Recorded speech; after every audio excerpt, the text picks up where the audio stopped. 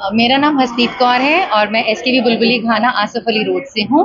मैं यहाँ TGT science हूँ और हमारे यहाँ मिनी साइंस सेंटर को लगभग लगे हुए ऑलमोस्ट 1 साल हो चुका है।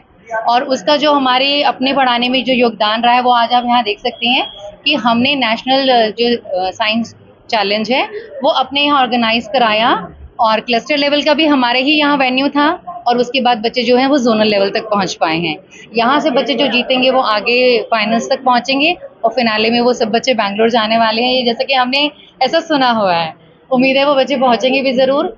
हमारे लिए ये एक बहुत बड़ी अपॉर्चुनिटी थी जहाँ हमारे बच्चे जो हैं साइंस और मैथ्स और इंजीनियरिंग में आगे बढ़ने का उनको अवसर मिल पा रहा है। वो आगे निरंतर बढ़ते ही जा रहे हैं और हम इसके लिए बहुत ही खुश हैं और धन्यवाद देते हैं स्टेम लर्निंग को और ब्रिलियो को, जिनके दोनों के ऑर्गेनाइजेशन के थ्रू ये हम यहाँ कंडक्ट करवा पाए हैं। कितने स्कूल के यहाँ पर हो? यहाँ ऑलमोस्ट 20 जो ग्रुप्स थे वो आए थे और अलग अलग राज्य से बच्चे आ सके, जैसे कि पंजाब, गुजरात, राजस्थान, यूपी के और ग्रेटर नोएडा से भी बच्चे आए हैं और दिल्ली के तो हमारे बच्चे थे ही एसओएसी के, जिन्होंने प्रथम स्थान यहाँ जो है वो प्राप्त किया है।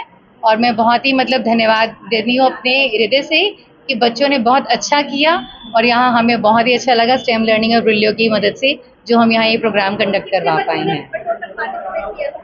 मैम यहाँ पे ऑलमोस्ट 20 ग्रुप्स यानी कि 40 बच्चे थे। 40 में से जो है 3 ग्रुप्स दोनों के सिलेक्ट हुए हैं, मॉडल मेकिंग के और टिंकरिंग के। Tinkering is basically engineering.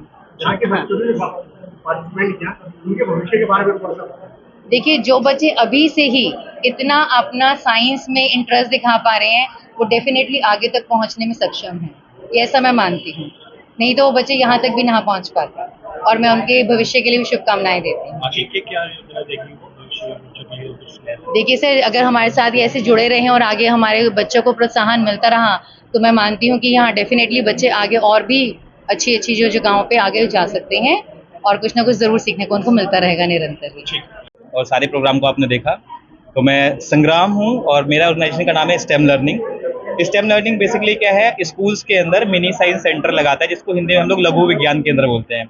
जैसे कि आप साइंस म्यूजियम को देखते हैं, साइंस म्यूजियम में बच्चा जाता है, काफ़ी चीज़ों को देखता है, खुश होता है, बट बच्चा डेली नहीं जा सकता, डेली टीचर उसको वहाँ पे पढ़ा नहीं सकता। हमने क्या किया, ऐसा ही एक म्यूजियम समझिए आप, नेशनल म्यूजियम या साइंस म्यूजियम को हमने स्कूल्स के अंदर इंस्टॉल कर दिया है। डेली बच्चा क्या है, उसको सीखेगा नई नई चीज़ें और टॉपिक वाइज है। मीन्स जैसे आज मैम को पढ़ाना है, मुझे रिफ्लेक्शन पढ़ाना है, तो मैम ने रिफ्लेक्शन से जुड़ा हुआ मॉडल लिया, उसको बच्चों को प्रैक्टिकली पढ़ाया। होता है क्या, देखिए प्रैक्टिकली अगर आप कोई चीज़ देखते हैं तो वो क्या होता है, इंटरेस्टिंग होती है और जल्दी समझ में आती है, थ्योरी थोड़ा सा बोरिंग हो जाता है और सेशन टीचर्स को कई लेने पड़ते हैं। मैम ने भी फील किया है कि थ्योरी में जब मैम पढ़ाते थे तो वो टॉपिक 2 से 3 बार एक्सप्लेन करता था, मैम को करना पड़ता था, बट अभी क्या है कि वो फर्स्ट टाइम में बच्चों को मैक्सिमम यूटिलाइज हो जाता है। तो जहाँ जहाँ हमने पैन इंडिया, मतलब ये नेशनल स्टेम चैलेंज है, ये नेशनल स्टेम चैलेंज के अंदर हमने पूरे अपने ऑल ओवर इंडिया जहाँ जहाँ मिनी साइंस सेंटर लगाया है वहाँ से बच्चों को हमने शॉर्टलिस्ट किया है, जिसमें सबसे पहले हम लोग गए थे क्लस्टर राउंड में। क्लस्टर राउंड में क्या था कि हम लोगों ने बच्चों को स्कूल लेवल पे शॉर्टलिस्ट किया।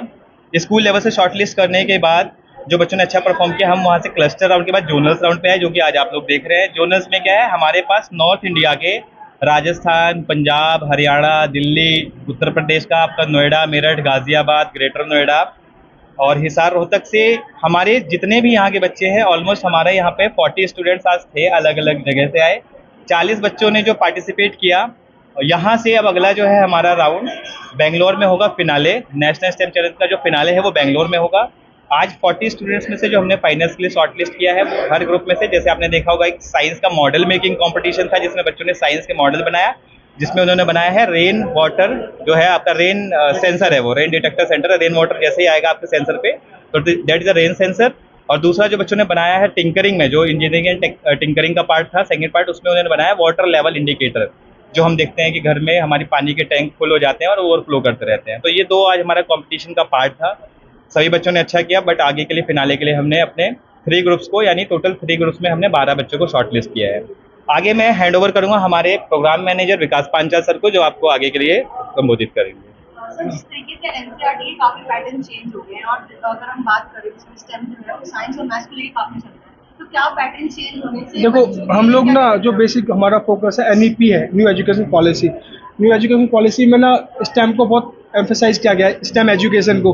तो हम लोगों का भी जो पैरामीटर है, जो एनईपी का है, वो पैरेलल चल रहा है। हम लोगों का क्या है कि बच्चों को like stem education, specially girl child, क्योंकि उनको हम लोगों का हमेशा देखते हैं कि बच्चों, लड़कियों को साइंस और मैथमेटिक्स में हम लोग दम समझते हैं कि नेचुरली हमारा एक माइंडसेट फिजिडाइज है, तो हम लोग उसको ब्रेक करना चाह रहे हैं कि ऐसा नहीं है, they are also equal, they can also learn. ठीक है, जितना एक लड़का पढ़ सकता है साइंस, उतना ही लड़की पढ़ सकती है, शायद ज़्यादा अच्छा पढ़ सकती है। तो ये जो हमारा प्रोजेक्ट है mini science centre, astronomy, tinker, बाला, we have lots of projects, all are aligned with STEM education, NEP, new education policy. हम लोगों का सिंपल है कि हम लोग बच्चों को अपॉर्चुनिटी देंगे और उनका जो साइंस के लिए एक डर है, मैथमेटिक्स के लिए जो डर है, जो हमारे अंदर भी होता था, उसको ख़त्म करेंगे। वो हम अगर 10th क्लास में ख़त्म करना चाहेंगे तो डिफ़िकल्ट है, हम लोग उसको 5th क्लास में टेकअप कर लेते हैं। 5th क्लास में हमारा प्रयास होता है कि बच्चों को साइंस और मैथ से डर ना लगे, और वो 6, 7, 8, 9, 10 तब तक आकर बच्चों को एकदम नॉर्मल लगने लगता है साइंस मैथ। और यहाँ तक कि 11th 12th में भी वो साइंस लेते हैं, ग्रेजुएशन पोस्ट ग्रेजुएशन साइंस में करते हैं, जिससे कि उनका करियर अपॉर्चुनिटीज़ कुछ ज़्यादा होती हैं। ऐसी कालका जी से। हाँ सर रेडी। आपका नाम बेटा? सर मेरा नाम सुशांत है और ये है सात्विक और हमारे सर तालिब सर, और हम ऐसी कालका जी से आए हैं। हमने ये इस कंपटीशन में वाटर लेवल इंडिकेटर बनाया था और ये कुछ इस तरह से काम करता है। सर जैसे एक ये मेन पावर का है, फिर ये जो बाकी वायर्स हैं वो अलग अलग लेवल पे लगाए जाते हैं, जिससे कि अलग अलग लेवल का पता लगे कितना वाटर भर चुका है। जैसे कि ये 200 ml पे लगा रहेगा, तो जैसे ही 200 ml वाटर ऊपर आ जाएगा, ये फर्स्ट एलईडी ग्लो करने लगेगी, और फिर ये दूसरी एलईडी सही से नहीं लगा हुआ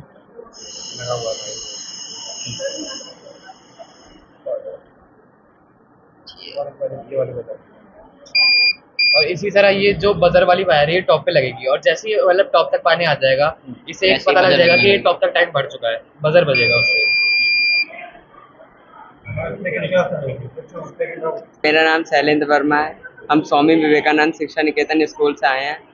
हमने बनाई है रेन डिटेक्टर मशीन। जब भी बारिश होगी, अगर हम घर में हैं तो हमारे कपड़े बाहर सूख रहे हैं, तो हमने ये बनाया जिससे कि बारिश की बूंदें इस पे पड़ेंगी तो अलार्म बजने लगेगा और एलईडी ग्लो करेगी, जिससे हमें पता चल जाएगा। किस तरीके से वर्क करेगा एक बार बताएंगे?